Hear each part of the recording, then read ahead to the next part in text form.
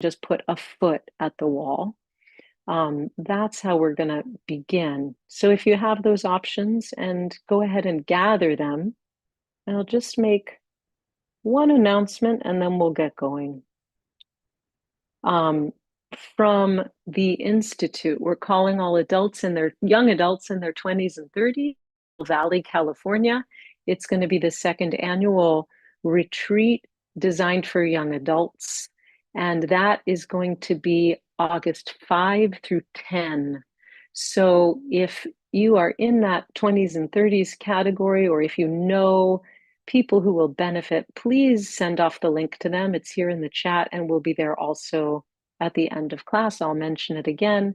Secondly, I'm going to be at Kripalu December 4 through 7, Shabbat and yoga retreat. And I will have registration info on that within the next couple of weeks. But if you're thinking about an extended retreat, save the dates for that, December 4 through 7. Okay, friends, without further ado, I want to remind you that practice is yours and entirely yours. So if anything I'm doing doesn't feel right or is contraindicated for anything that you're going through right now, please do less or choose something entirely different as you need. Really, an advanced yoga is the yoga of seeing clearly and directly into your own situation, your own needs, and allowing yourself that. That's a very high madrega, a high level. So please take everything at your own pace. Okay, friends, so we're going to begin by lying down in what we call constructive rest. And as I said, if you can place your mat perpendicular to the wall, that is awesome. The knees are bent and the soles of the feet are on the floor. Have block and strap nearby. We're getting to the moment.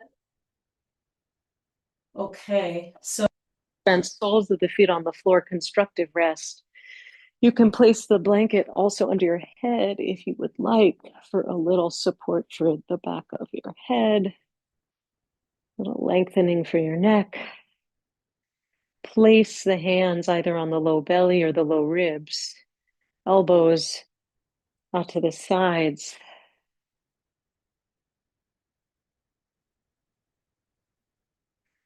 So that you can feel belly, rib cage rising into your hands on the inhale. And falling away from your hands on the exhale. Just feeling the breath coming and going.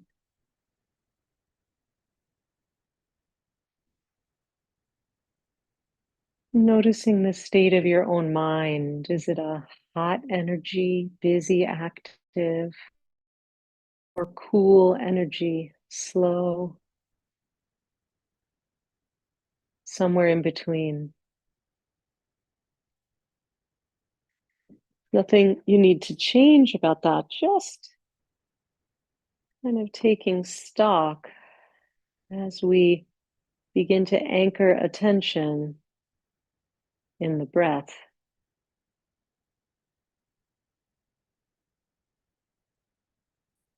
And in sensation.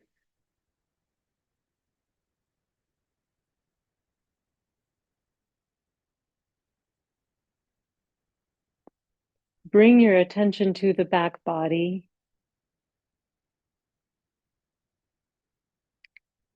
See if you can allow with each exhale for the back body to melt into the floor.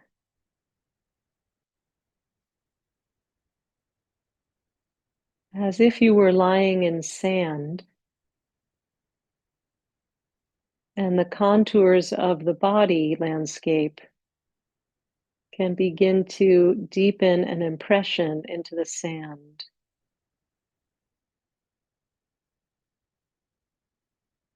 And don't worry, it's special sand, so nothing's getting in your hair. Feel the parts of the body that are heavier to the floor and most in contact with the floor. Contours of the soles of the feet, let them be heavy.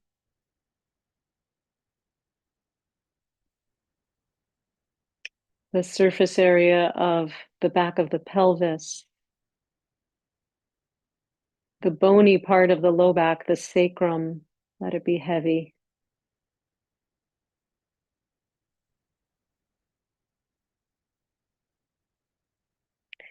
Rib cage, shoulder blades, and outer shoulders. See if you can allow them to release.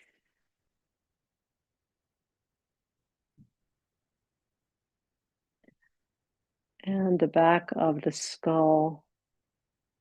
Let it be heavy, let it drop. Cross the right ankle over the top of the left thigh, figure 4. You could just keep it right here if you like, or you could draw the whole thing in and either thread the strap or thread your arms through and behind the left thigh and pull this in. You can control exactly the amount of pressure and sensation that you would like here. Just starting to get a stretch all around the right hip, buttock, even inner thigh. And you can also move this figure 4 a little bit side to side if you like. So front, back, side to side, just play a little. Or maybe you just want to hold in one spot. But play with this, see what you like. Keep a light flex on the right foot to protect the ankle and the knee. Again, feeling out, feeling into the contours of the right hip. And then release and switch sides. Left ankle just above the right knee. Draw it in, figure 4.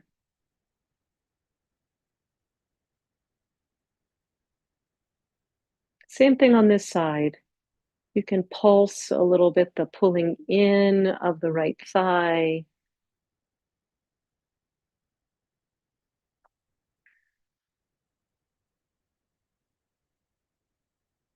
You can draw this whole situation side to side a little bit and see what sensation arises, changes.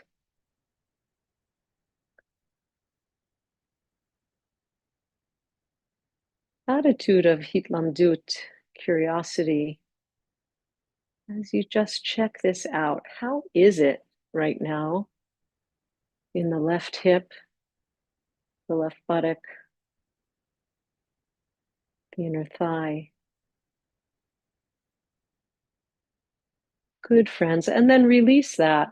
Take a hold of your strap, take a hold of your block on the lowest level, kind of wedge it in right by the right hip. We're going to take that left foot and press it to the wall. See if you have to adjust yourself a little bit. And draw the right knee in. Give it a hug for starters for a moment as you're pressing that left foot for the wall, if the wall is something you're using. If you're not using a wall, just brighten up the left sole of the foot, extend the heel and extend through the ball of the foot as well. Little flex point, what we call floint action. And then take the strap around the right heel and extend the right leg up to the ceiling. So we have contact here in a lot of places, don't we? We have contact through the left sole of the foot, the standing leg, as it were, and the whole back body. And then we have contact with the right heel up toward the ceiling. So with that block wedged into the side of the right hip, you're going to take both sides of the strap into the right arm and then draw that right leg out. to the right. So the block is giving you a little support, yeah, for the hip. And you can draw the right toes toward your right shoulder as much as is possible, as works for you. So we have kind of a nice scaffolding here for the right hip. Bring your attention to that ball and socket joint. We're interested in just, you can sort of imagine those contours or feel into sensation you're having through the right leg. Be here and breathe. Ground the left hip point by taking the hand to that bony part of the front of the pelvis. Continue to send that left foot to the wall. And then inhale, bring the right leg back up to center. Release. Take both feet to the wall or both feet extended. Just find mountain pose, feet at the wall. Move the block over to the left hip. You could just wedge it in there. Right foot stays at the wall. Left knee draws in, hugging the left knee. Pelvis even. How are the contours on this second side?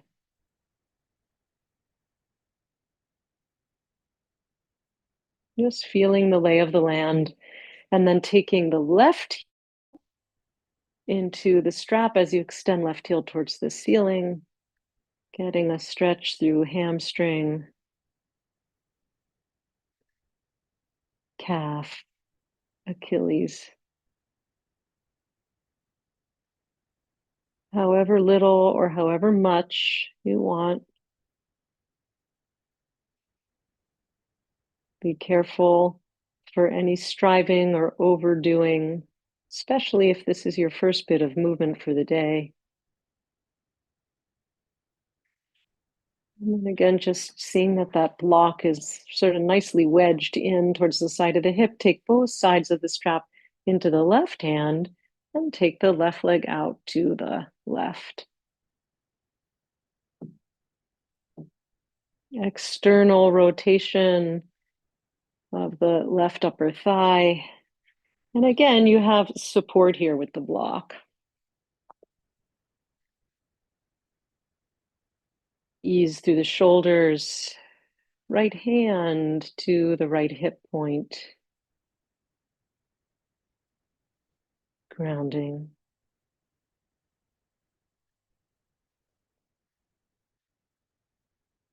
And just noticing in terms of the back body against the floor, how movement of the leg changes the pressure and texture feeling of the back of the pelvis at the floor. Inhale, bring the leg back up to center. You can hug the knees to the chest, anything you like here. I'm going to share some teaching. You could stay on the floor for some stretch if you'd like, or you could come up to sit or make your way there slowly, however you'd like. Take the time you need. I'm going to share a little bit on Parshat Shlach Lecha. Today is the 20th day of the month of Sivan.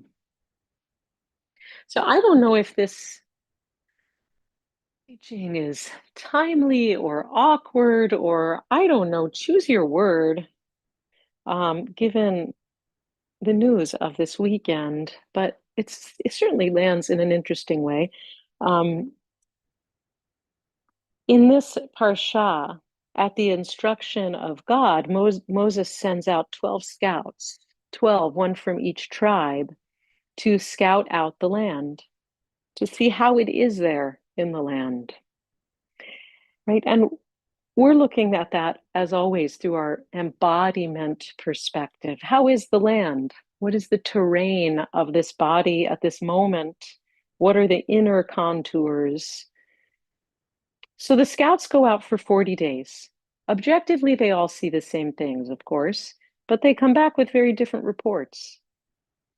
And they start to state opinion, critique. We call it in meditation sometimes storyline, reflecting their own anxieties. So 10 of them say the people are of great size, the country, quote unquote, devours its settlers. Quote unquote, we looked like grasshoppers to ourselves. They're afraid, and their perceptions change accordingly when they're overcome with fear.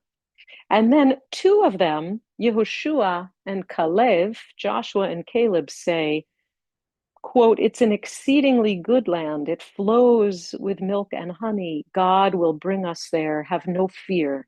Al tir'u, they say. And so God punishes the ones who've not been hopeful and says, not one of you shall enter the land. You shall bear punishment for 40 years. 1 year it is for each day that they have scouted the land. So today we're going to investigate the land, the terrain of this body, this home we occupy, and specifically the pelvis, the ball and socket of the hip. We did it on the floor. We'll bring it up to standing. We're going to look at the contours of the sacrum as we move. Before we do that, I want to share some words from Mark Margolius, Rabbi Mark. He says, in our mindfulness practice, we strive to be more attentive to these internal and external messages. We practice hitlamdut, curiosity, by not fighting, fleeing from, or repressing fear, but rather by noticing, naming, investigating, and accepting it. We ask ourselves what fear feels like, identifying where and how distress manifests in our body. And we shine the light of awareness with chesed, with compassion. I'm a little bit just giving his synopsis a little more briefly. At a nekuda bechira, a choice point, we're able to discern more clearly the extent to which our fear is true or false. If it's grounded in reality, true, quote unquote, true, and serving to protect us, we can accept and act upon that message. To the extent that it's exaggerated, quote, false, paralyzing, we ground ourselves in reality and cultivate the midah of bitachon, trust. We practice bitachon by attuning ourselves to the internal and external voices soothing our triggered nervous system. Right? We practice bitachon on the mat, I will add, by really listening in and adjusting accordingly to keep ourselves safe. Bitachon also means security, right? Safety. Right? So we want to keep ourselves safe, our bodies safe, our range of motion safe in our practice. And lastly, we apply emunah, faith or trustworthiness, by stepping consciously forward into the unknown, even while conscious of our fear. We demonstrate our trustworthiness by showing up for ourselves, right? So we can move with trust into places physically that are new to us, a little fearful. We can approach them still. Mark says, like the generation of spies, we too inhabit a cynical age characterized by voices doubting our ability to reach a promised land. This parsha underscores the Jewish view of redemption as long-term and intergenerational. Each generation is tasked not with reaching the land, but with bringing the next generation closer. In our practice, we don't have to get fully to enlightenment today on the mat, but we practice again and again and again and still again. So take your mat and you can make it, turn it the other way, if that's better for facing me, and we're going to come to standing.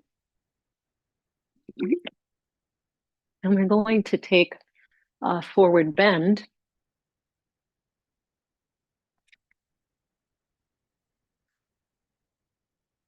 You can use blocks, you can use chair, you can use a sofa, anything like that. Feet hip width apart, hands to the hips. Ground those feet, take the contours of the feet and really press them down. Inhale, lift the sternum, draw the elbows back, and exhale, fold forward. Take the hands somewhere, blocks, sofa, chair, shins.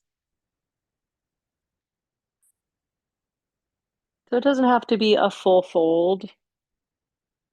90-degree is fine. Lifting the kneecaps by engaging the quads.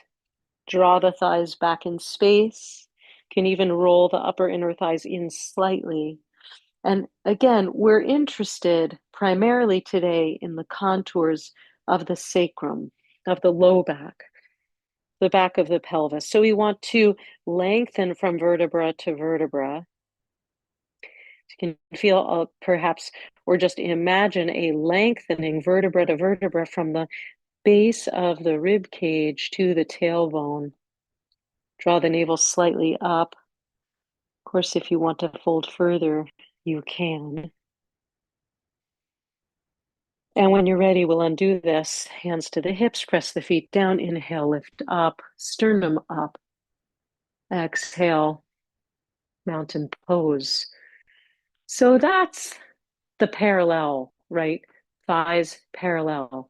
We're working today a little bit of parallel, a little bit of external rotation of the thighs and seeing how does that change the terrain here in the hips. The pelvis is so important to all our movement and our well-being. Take the legs wide now. We're going to look at goddess pose. The feet, the toes are turned out, facing the corners of your mat. Hands to the hips. Inhale. Exhale, bend the knees and let the knees track right over the toes so that the knees aren't falling in, but we're just tracking down. So that might be just a small amount. It may be a greater amount. And you don't want the knees to go too far past the ankles, so you can see how wide you want to adjust. Feel free to come in and out a few times and just feel that plumb line of the tailbone, the torso down and up. Just feel that action starting to warm up through the greater muscles of the thighs, the quadriceps, and then you can come down and stay. Arms can be anywhere you like, on the thighs, on the body, palms together, arms up. Many choices here. Be here and hold a few breaths. If you want to bring a little more heat, lift your toes.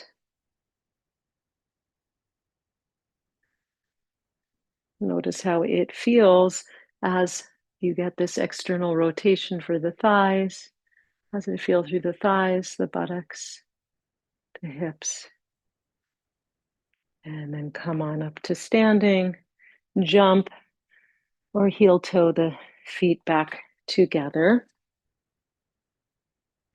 We'll look at tree pose. Few options here for balance. You can hold on to something. You can have your whole back to the wall. You can also put your foot up on a chair or on a block, right? For support that way. So lots of variations, lots of options. Let's shift over so that the left leg is the standing leg and turn out from the right hip, okay? And then you're going to place the foot. It could be just kickstanded or at the ankle or the calf. Just don't ever put that foot right into the knee. We don't want to go sideways onto that joint, or the foot can be up towards the groin. Pressing the foot towards the thigh and the thigh towards the foot helps sort of suck the whole thing in and up the spine. And take hands of your choosing. Find a soft gazing point several feet in front of you. If you're working on your balance, no problem to come out and in. How is this in the contour of the pelvis? Right thigh outwardly rotated. You can press the outer edge of the right foot a little extra into the left leg as you work on that external rotation. When you're ready, come on down. Take a breath or two to reset.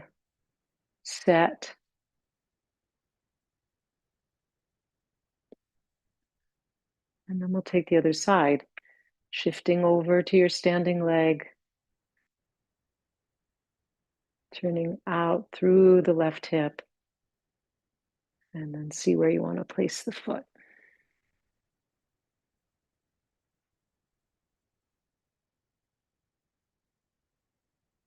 A few breaths here.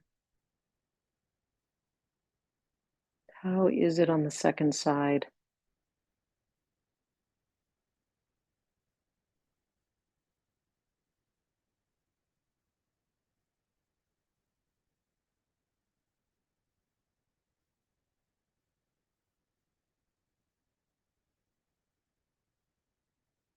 And again, you can press a little more through the outer edge of the left foot into the leg to help with that external rotation.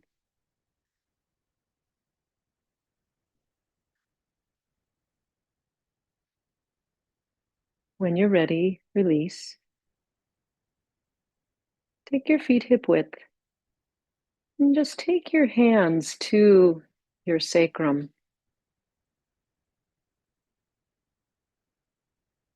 Just to bring a little warmth, a reminder of attention. You can even palpate this area and just see, what do you feel with your hands?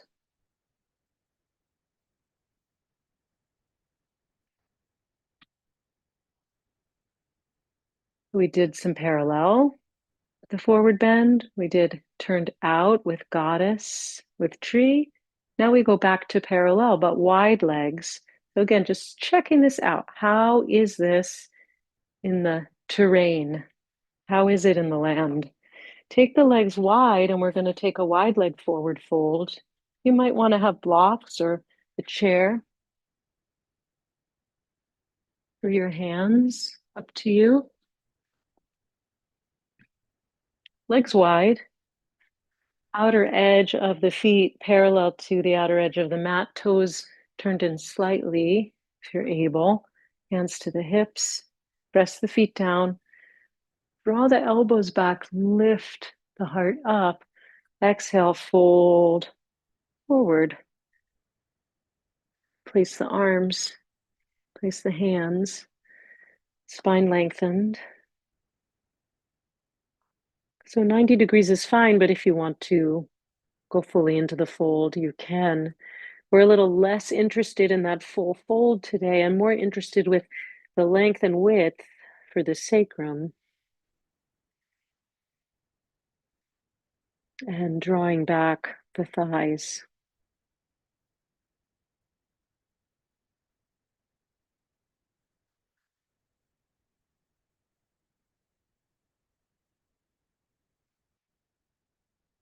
Be here and breathe.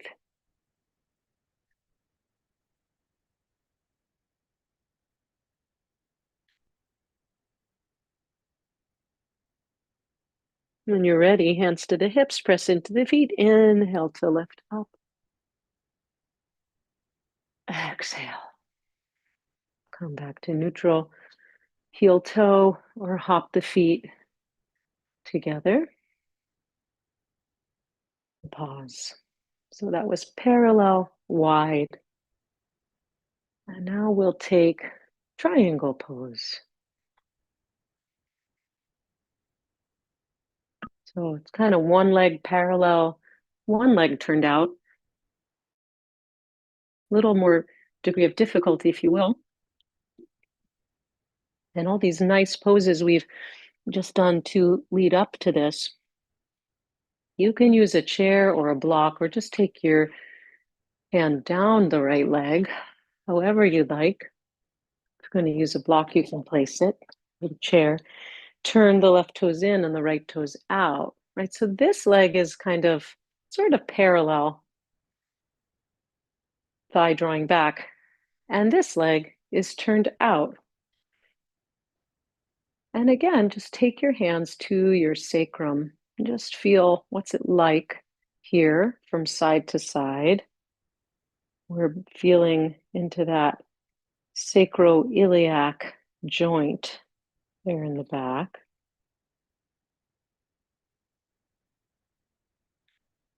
Inhale the arms shoulder height. Exhale, shift the hips, lengthen through the torso, and then drop the bottom arm. Top arm can come up, top arm can stay at your hip, however you like. Again, we're really concerned here. It's about the pelvis today more than it's about the expansion of the arms. You can even take your top arm, your left hand, to your sacrum and just feel what's it like over there. Notice if there is any fear, any anxiety for you in this pose, which could be for any variety of reasons. So how can you exercise that quality of hitlamdut, just like Hushuan Kalev, some curiosity. How could I make it safe and good for myself here in the sacrum? And then when you're done with that, press into the feet and help to come up. Turn the feet.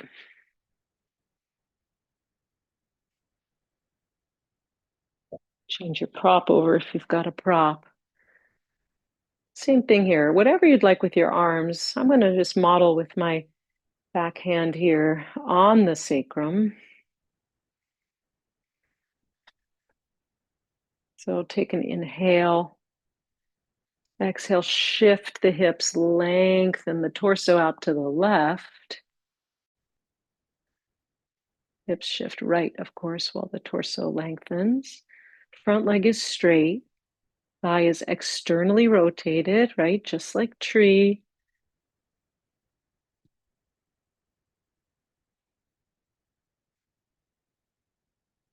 And just see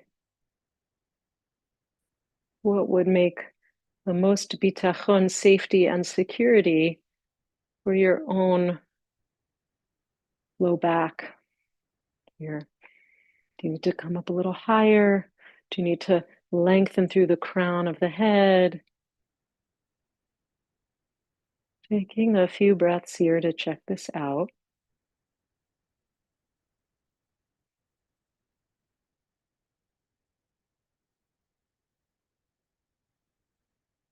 Whenever you're ready to come out, pressing into the feet, inhale and come up. Bring the feet back together.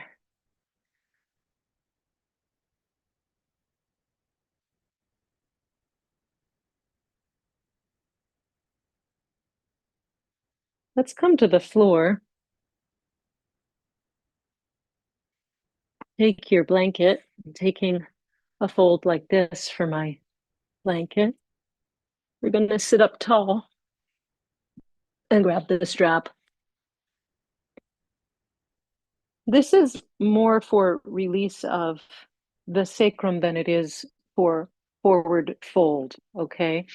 So I'm going to suggest take the legs a little bit wider than hip width. You could even take them almost as wide as the mat, and take the strap around the balls of the feet. Hold on to the strap, and you can even wrap your hand if that helps, so you can be free and easy in the hands, especially if you have arthritis, if you have carpal tunnel, anything going on in the hands. It's just a nice way to have some ease. Sit up tall. And if sitting up tall is a challenge for you, you find yourself curled, just bend the knees a little. It can be here. And that's fine too. See if you can release any grabbing through the hip flexors. So the main thing is widening across the low back, widening the territory, widening the terrain, making for safety. If you want to fold forward, if that feels right and good for you, go for it.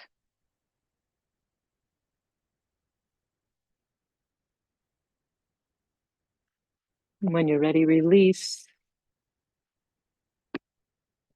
We're going to take a seated twist to the right. So the left leg can be extended with the right leg in, or the right leg can cross over the left, or the left leg can tuck under you, right? So any way you want for this twist. If you have low back tenderness issues, stay on this parallel track here, I would say. I'm going to model that. This would be kind of the safest and most generous, nice if you have low back issues. Bring the hands clasped to the right shin and lift up tall. Inhale here. Exhale and twist to the right. You can take the right knee and hug it around the elbow. You can take the elbow to the outside. You'll see what you need. Come around, right hand behind you. Press the fingertips down. Explore this twist.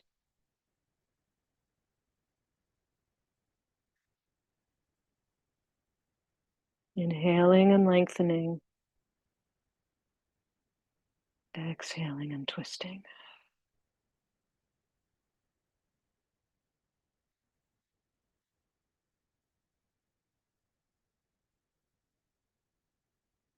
And then release. Take an open twist, a counter twist to the left.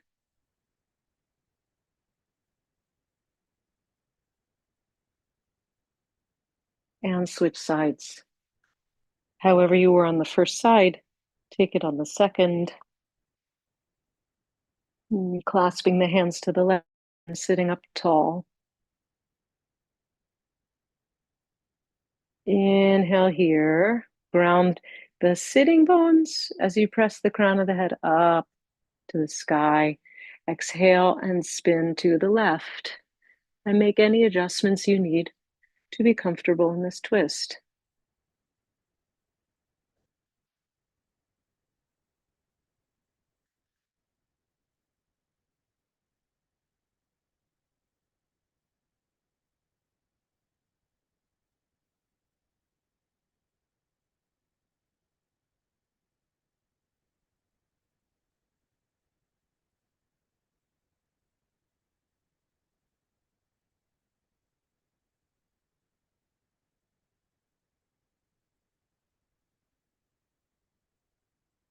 As you're ready, release, counter twist opening to the right.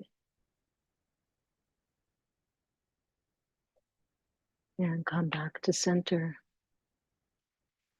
Take a moment to see if there are any final movements that your body wants to do before settling into stillness. And just follow that.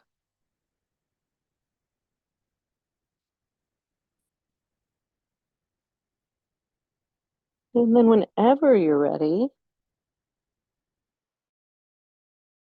whether it's now or in a minute or so, finding stillness, lying on your back or lying on your side.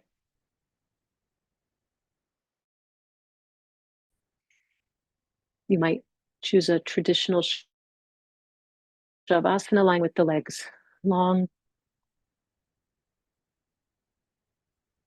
legs about as wide as the mat, palms out to the sides, facing up toward the ceiling. You can remove glasses if you're wearing them. You might like constructive rest, where we started with the knees bent and soles of the feet on the floor. Or you might even want to be on your side in more of a fetal position. See what you need. Take a few minutes of stillness to seal our practice.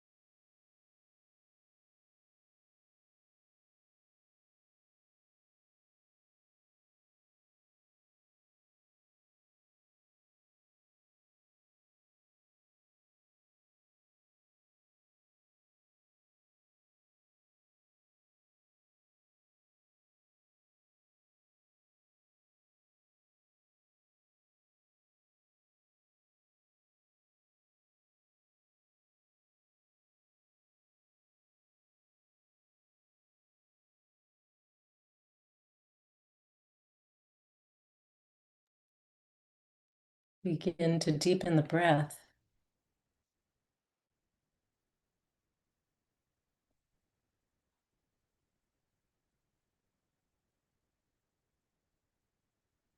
And wiggle the fingers and the toes as you begin to come back to the surface again. Take a nice yawn, sigh, stretch with the body.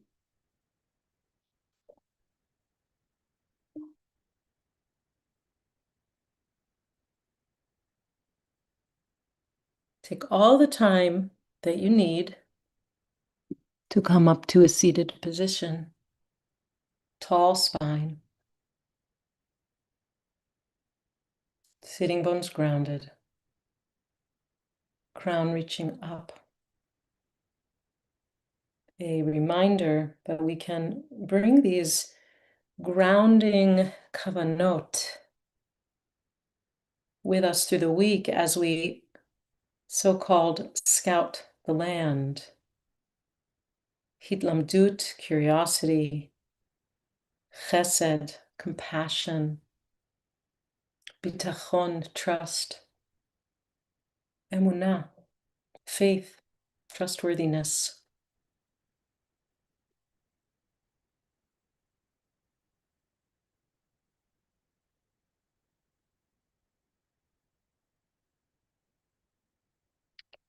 As we seal our practice, we send out the benefits of the work we've done, the energies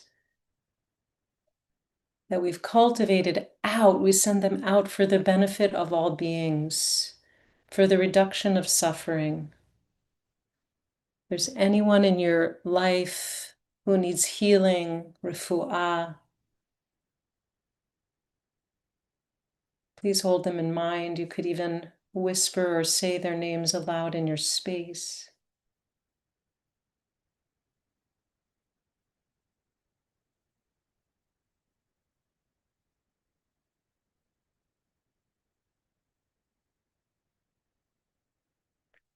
We pray for the safety of all who are suffering from rocket attacks, missile attacks.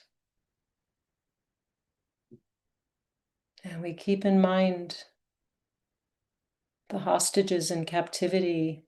They're never far from our minds. And as the liturgy tells us on Mondays in the Torah service, we recite the words Achenu Kol Beit Yisrael. And bring them up on the screen and feel free to sing with me or simply follow or just listen.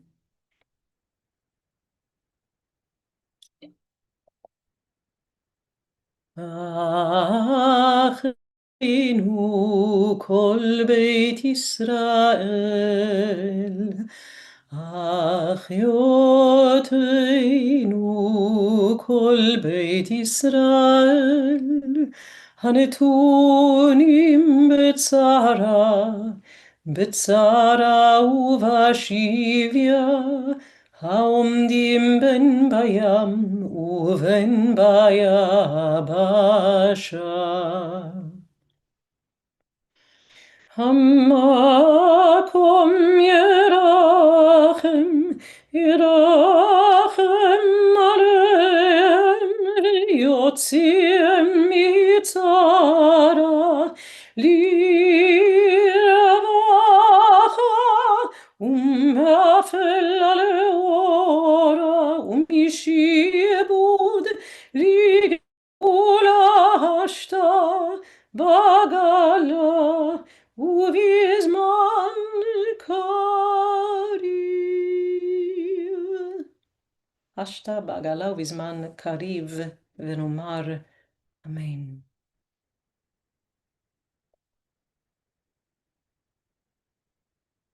To any of you here with us today who are currently in Israel, we pray for your safety. May you be safe.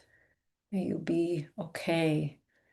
And for any of you who have family, loved ones,